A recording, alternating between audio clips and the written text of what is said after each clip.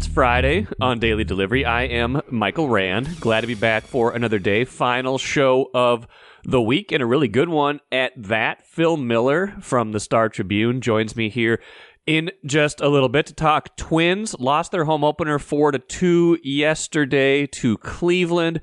3-3 on the season. Nice day for baseball. Frustrating day at the plate for the Twins. Left a ton of guys on base. Struck out 15 times.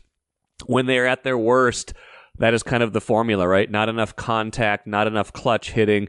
4-2 loss certainly could have gone the other way. But Phil and I will talk about not just that game, but kind of big picture takeaways from the first week of the season, what we can glean from their start this year. And probably one of the biggest takeaways is, man, they sure do miss Royce Lewis when he's not in there, and he will not be in there for quite some time now as he recovers from that calf strain suffered in the first game of the season. So we'll talk to Phil in a little bit. Got some Gopher basketball stuff to get to at the end of the show. Going to get some women's basketball here in just a minute. First, though, what I miss. Let's write the eulogy for the Wild's season. It's pretty much over. It's not completely mathematically over, but Hockey Reference now gives them a 0.2% chance of making the playoffs this year. 0.2% chance. So basically, yeah, 1 out of every 500 times in this scenario, they would make the playoffs. Not going to happen. It was already very unlikely, but they lose 5-2 to Colorado last night. That's basically their last gasp, not getting it done this year.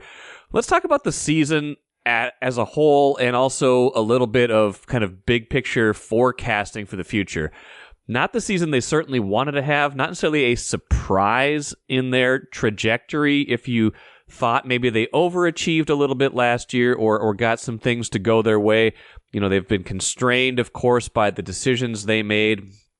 Bill Guerin's decisions to buy out Zach Parise and Ryan Suter so many years ago, kind of put them in this salary cap crunch, put them on a path where they had been able to succeed and, relatively thrive throughout most of it. But now they're kind of in this place where I feel like they're plateauing, and they're plateauing at the wrong time. You never want to plateau, but what I'm saying is, if this kind of like middle of the road, kind of like okay team that wasn't quite good enough to make the playoffs, but was still in contention, on the fringes till the last couple weeks of the season, if this was next year when they were right up against the time when they were finally going to be out from underneath the salary cap crunch, then it would feel okay. But they've got another year now where they still don't have, the money from the buyouts, the $15 million or so of cap space still eaten up next year. So I guess the point I want to make about that is I don't quite know how they get better next year, or at least measurably better.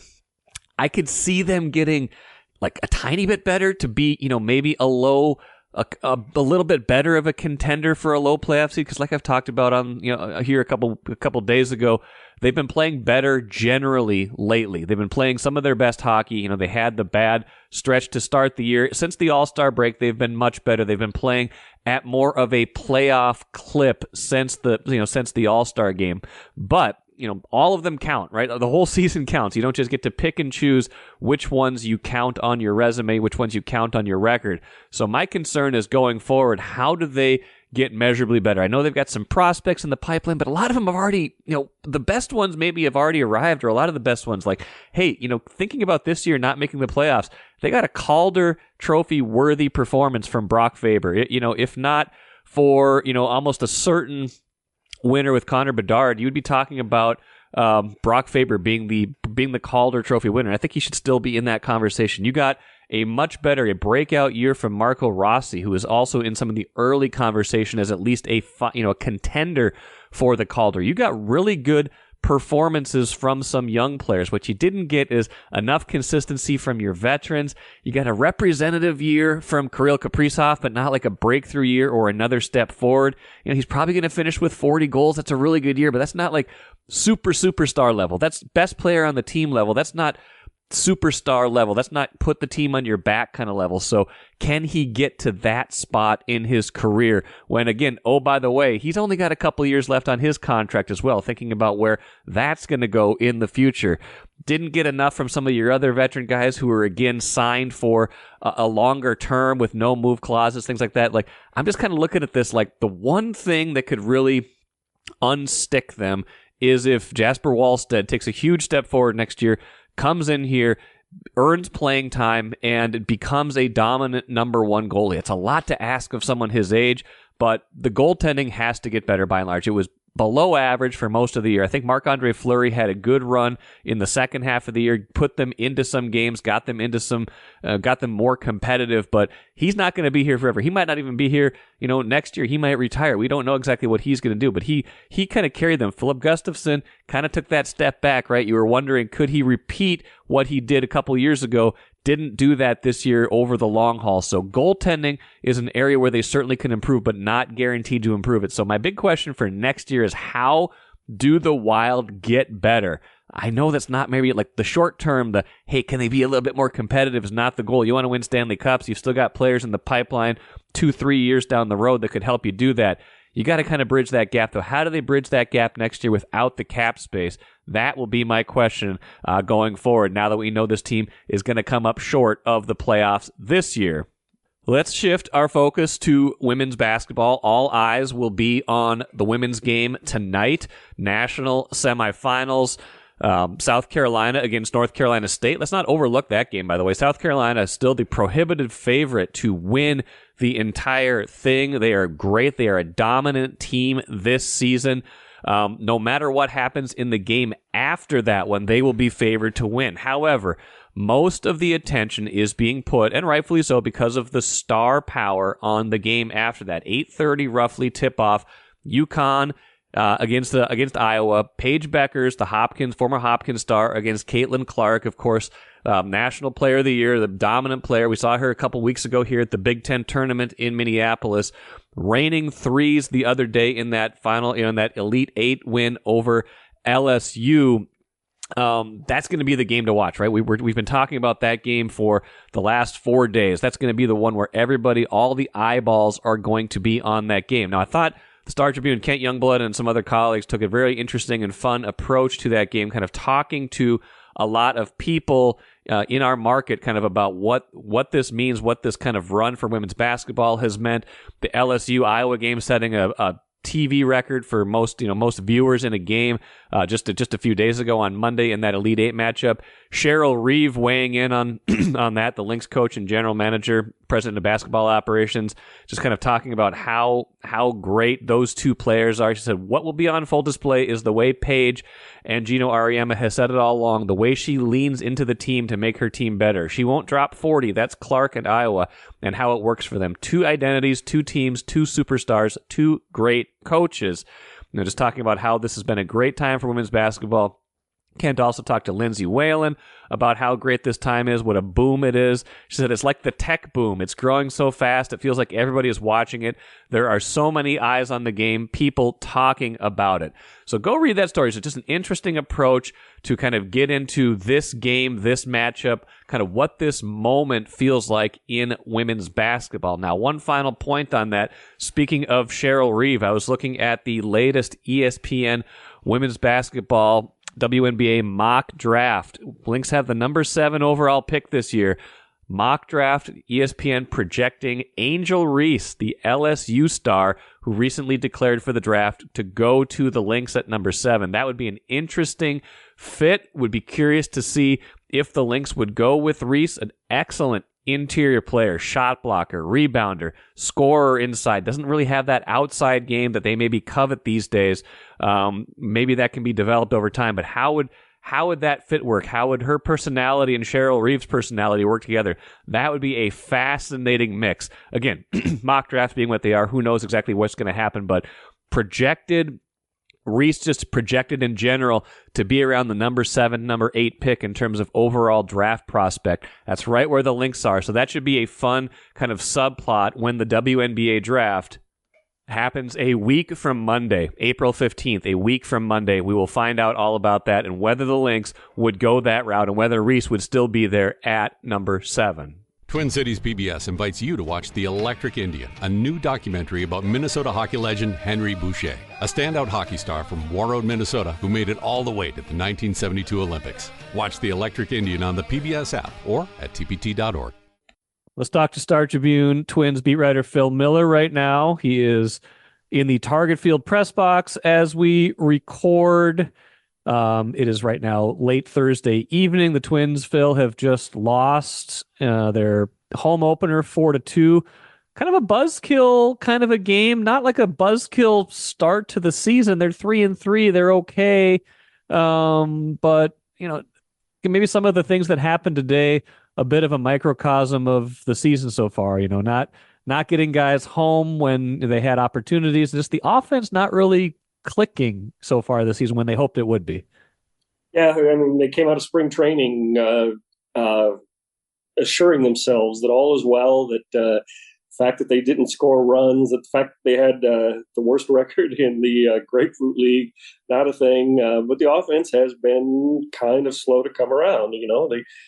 They led the league in home runs last year, and they kind of depend on home runs. It was a buzzkill kind of a day because there was a feeling throughout the day that the Twins were not outplaying the Guardians, although they did throw 3 runners out at the plate, but that they were the team that was hitting the ball hard. Cleveland had 7 hits, 6 singles.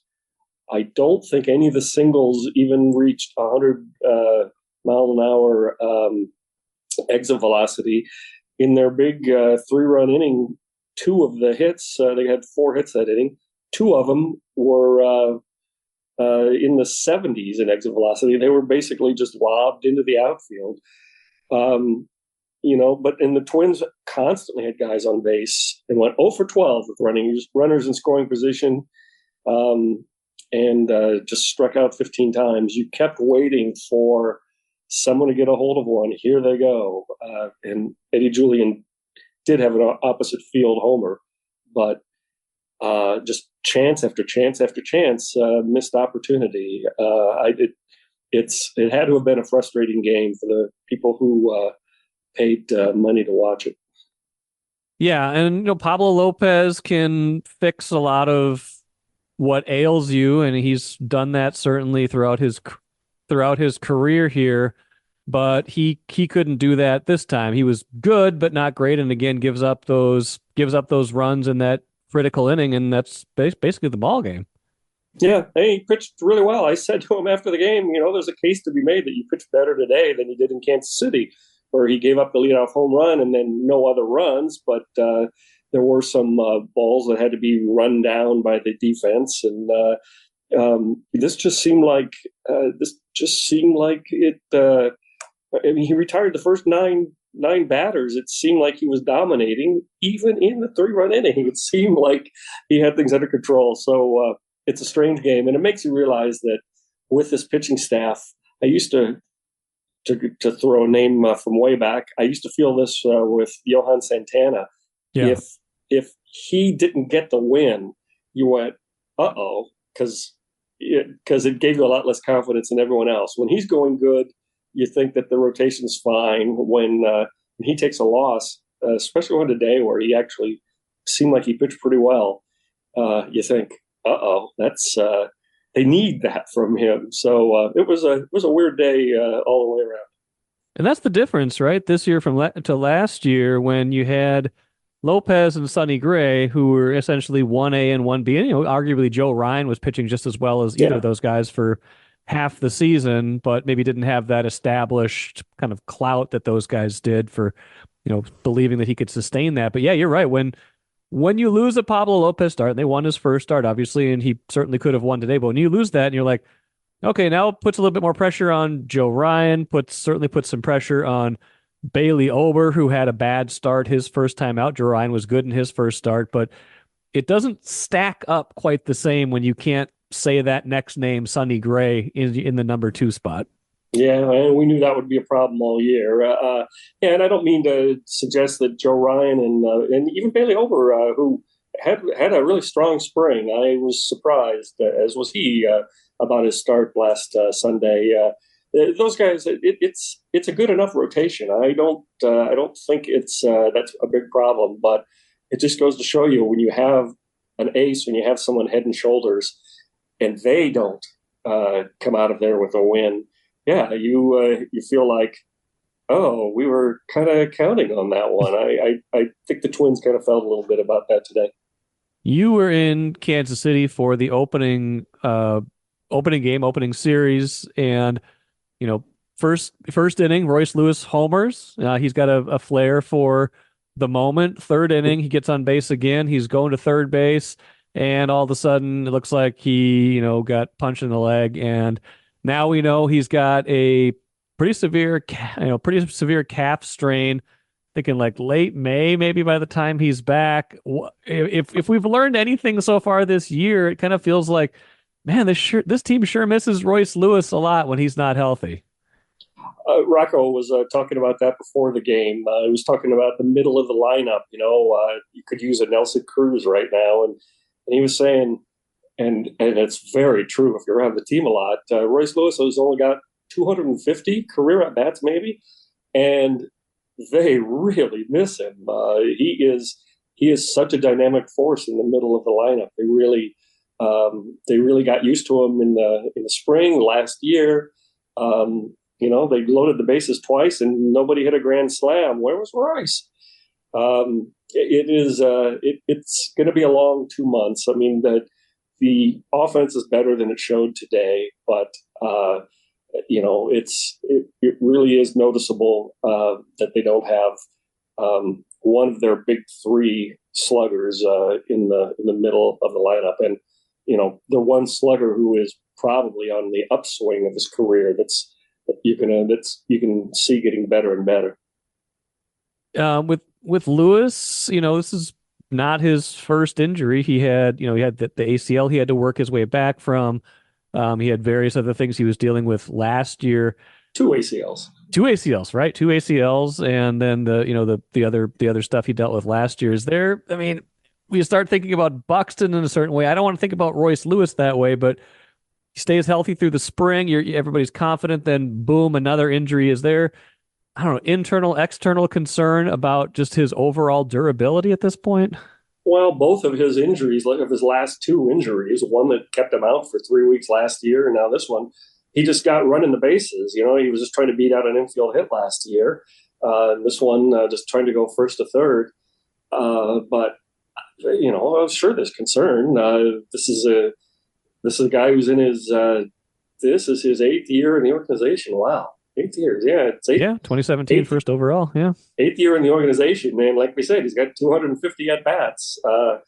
He's still 26, I think. So it's not that big a concern that in the future, and it could all just be random. I mean, a couple of Buxtons were running into a wall, and concussions and migraines and things. So you hope not. I certainly Royce doesn't feel it. Royce wearing a gold and green Wild jersey in the clubhouse post game. He definitely knows the crowd he's played to in Minnesota. But one thing I will say about him is they're concerned enough where they're not going to let him come back early. They're not going to rush him. Royce, we asked him in the clubhouse, how you feeling? He said, I feel pretty good. But one thing I've learned from being around here, it doesn't matter what I think. And that is true.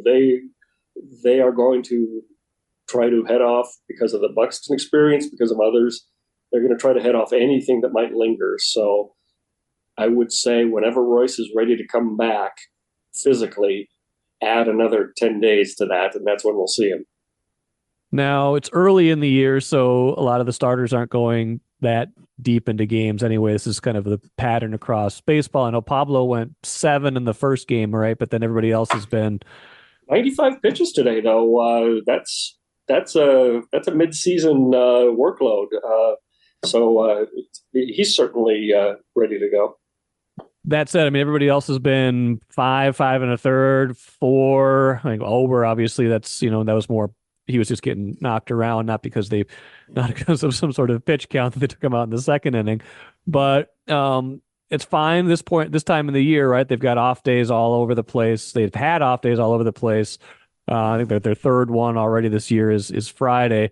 Starting Saturday, peeking at the calendar, I think they play 12 days in a row, or at least they're scheduled to play 12 days in a row. How do you think the rotation, the bullpen, with the bullpens, which has been good so far, especially even with the injuries to Thielbar and Duran kind of, impacting the back end, the bullpen's been good. A lot of good arms down there so far. How do you think that plays out when you got to play 12 in a row as opposed to having 3 off days in your first 6? Well, we'll see. You're right. The schedule tightens up now, and a bunch of those games are on the road. 4 in Detroit, 3 in Baltimore. After the Dodgers come to town. Oh, by the way, yeah. Oh, by the way, that's right.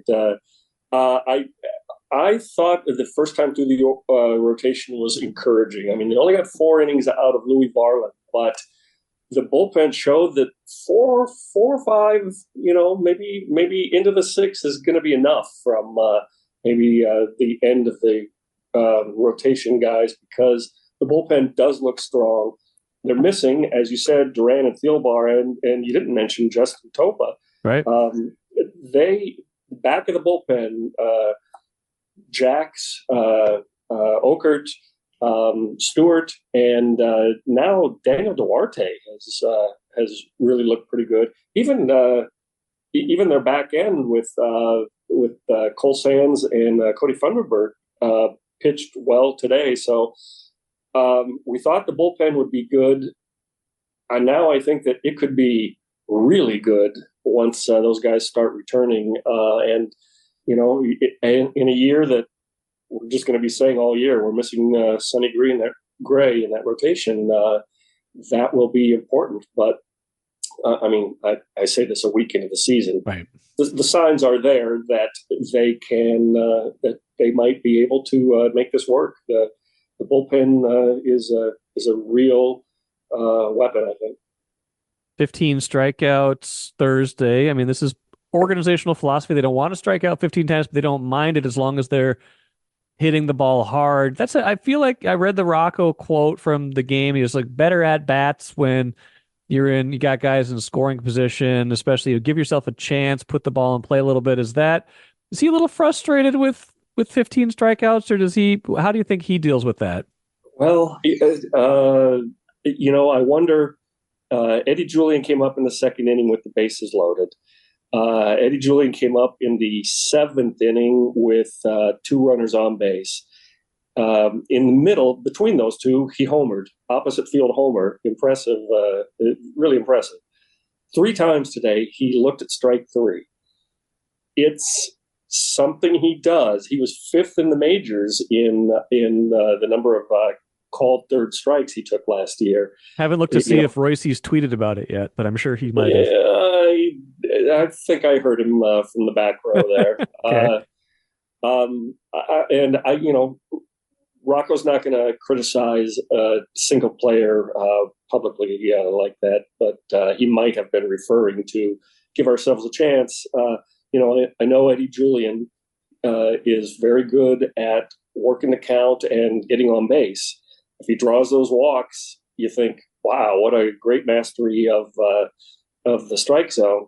But there are days like today when he had some real RBI opportunities and he didn't swing the bat. And I think that sticks in a manager's memory a little bit. I would not be surprised if, the strikeouts were all through the lineup. He wasn't even the only one to strike out 3 times.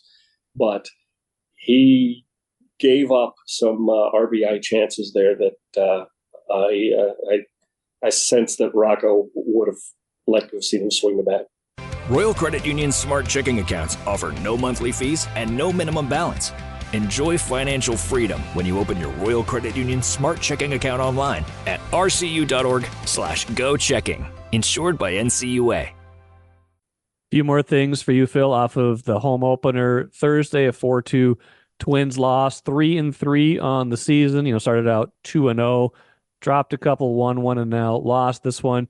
Very dangerous anytime, but especially at the start of a year, to draw any hard conclusions from such a small sample size. I believe they're 1/27th of the way through the season. I think this would be at the 6-game mark. Like I try to make these comparisons. This is basically like, a little bit after halftime of game one of an NFL game. We're not going to draw any conclusions in terms of overall portion of a season. That said, if we learned anything, even if we throw in spring to this as well, even if they don't, if they discount some of what they see in the spring, have we learned anything yet about this team that we feel like might be either overall encouraging or discouraging trends to watch and see if they emerge as season-long trends? I think one reason to be encouraged is the infield defense seems very good. Carlos Correa he made an error today, and still he made a couple of great plays. Eddie Julian and Kyle Farmer when he's in there, but Eddie Julian is making all the plays at second base. He looks more than adequate. Carlos Santana, 38 years old. I was skeptical when I did not realize he was a Gold Glove finalist at first base last year, and I thought the little former pudgy catcher from Cleveland, and it turns out he knows what he's doing there. Actually, Alex Kirilloff has been all right there. But I think the infield defense, especially when they get Royce back, again, they threw out 3 Guardians at the plate today. They could use some help on their rundowns. They tend to throw the ball around a little too much on rundowns, but I would say that infield defense is a positive. The fact that Byron Buxton is playing center field and Max Kepler is at right means the outfield defense is going to be mostly above average. Matt Wallner is an adequate outfielder. I mean, he's also a big guy. Receiving votes. Yeah, he's a power hitter, but so I think the defense has shown itself to be a positive. And that wasn't always the case last year. If this is indeed the result of Carlos Correa letting his plantar fasciitis heal, it seems to have worked because he is moving around very well. Okay. Anything that we can draw on as concerns? I mean, I've been worried about the pitching from the get-go. I think you're tamping that down a little bit for me, which is good. I worry about rotation depth, but these guys are healthy at least at this point, and even if it wasn't the world's greatest first turn through the rotation, Ober wasn't great. Everybody else was serviceable to good. Pitching seems like could be still a plus even without the guys that are missing. Yes, you said rotation depth, and that has the potential to be a 4-alarm fire. There is no doubt. Although I saw Randy Dobnak had a good start the other day for the Saints, so cross your fingers there. But okay. I mean, they're all healthy at this point. There's 5 of them. They don't have an ace in the hole at St. Paul like they did with Bailey Ober last year, but they seem reasonably optimistic about their depth there. We'll see. If somebody gets hurt, that'll really put them on the spot. I noted that Mike Clevenger signed today, and I always thought he might end up here with his ties to Derek Falvey, but so that's not happening. Dallas Keuchel just signed this week, so that's not happening. If somebody gets hurt, if somebody goes down, then we'll see what happens, because Simeon Woods Richardson, Randy Dobnak, Cole Sands, they've got options, but do they take us to the division title options? Well, I don't want to judge too early, but that is the one real red flag out there that, they didn't last year. Their starting pitching was exceptionally healthy. Yes. And if they can do that again, a good trick if you can do it, they'll be fine. But that is kind of the, wait for the problem. Is David Festa they want to see him pitch a bunch of games in St. Paul? Like if somebody had to miss a couple turns right now, he wouldn't be that guy right away, or could he be that guy? I'll bet he would not be the guy right away because he does not have the experience. And yes, I do. Yeah. I have heard that they want to give him a couple of months to try it out. I would assume we will see him at some point this year. I doubt that he would be the first call unless they stayed healthy all the way through, into June and July. Right. Okay.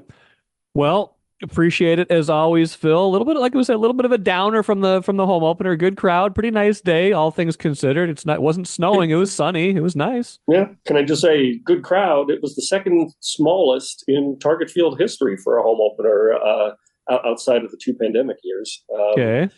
So I was a little surprised by that. There were a lot of empty seats, and I haven't written about this yet, but talked to some of the stadium guys today. The upper deck will be closed throughout April after this series. They didn't sell any tickets in the upper deck except the outfield. And they're let season ticket holders sit in the lower bowl in April. So that includes the Dodgers series, huh? Which would be a big draw if it was middle of July, but it's April. It is April, yes. Okay, interesting. That bears watching as the season goes along too, because that is a bottom line question, just like the TV stuff. We didn't even talk TV stuff, Phil. I see how mature I've become in my older age. I'm letting that go for now. Well, we could talk TV because Dick Bremer was in the house today. That's right. And he choked up 3 or 4 times in the different talks that different time he spent with us. So I was really shocked that off of a postseason that brought people so much joy that it was a noticeably not small crowd, but smaller than an opening day crowd. The Royce Lewis effect again. They got to get Royce back, then all will be well. All right. Phil, appreciate it as always. We'll follow your coverage, of course, and talk to you soon. Okay, Mike. Thanks. Good stuff from Phil. Like we said, an off day today. Twins 3-3. Big start for Joe Ryan on Saturday. Kind of want to give them a boost. Like we talked about, Phil and I, when you lose the Pablo Lopez start, again, it's not like this massive drop-off. Joe Ryan had a really good year last year, especially the first half of the year before he was slowed by injury and maybe pitched through something he shouldn't have. But when you lose the start by your best pitcher, you start to go, okay, you got to get more from those guys straight on down the rotation. So can they get that on Saturday? Can they finish this series off stronger, have a better result Saturday and beyond? And again, like I talked about with Phil, 12 straight games, 12 straight days where they play starting Saturday. How will the starting pitching depth and how will the bullpen hold up through that increased workload? Let us finish with the cooler. Sign of the times story. Dawson Garcia coming back to the Gophers. That is good news for Ben Johnson. The quote that is the sign of the times, talking about how Dawson Garcia probably had offers to play elsewhere, to transfer, get more NIL money. Said everybody talks about what's maybe broken with college basketball, Ben Johnson said. Dawson's all about what's right with college basketball. He left a lot of money on the table. That's a credit to him. There are things he weighed and his family agreed. I hope our fans can really appreciate that in this day and age. Dawson Garcia saying, I definitely think we're continuing to go in the right direction.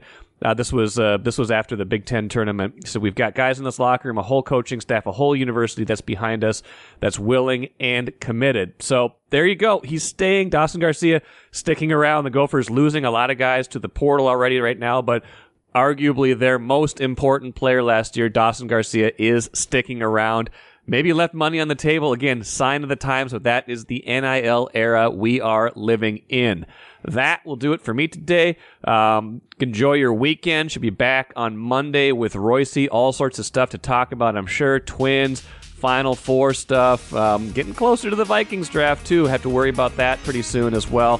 Timberwolves are going to be interesting. They've got a big game tonight against the Suns. So we'll have plenty to talk about with Royce on Monday. Until then, enjoy your weekend. I'm Michael Rand.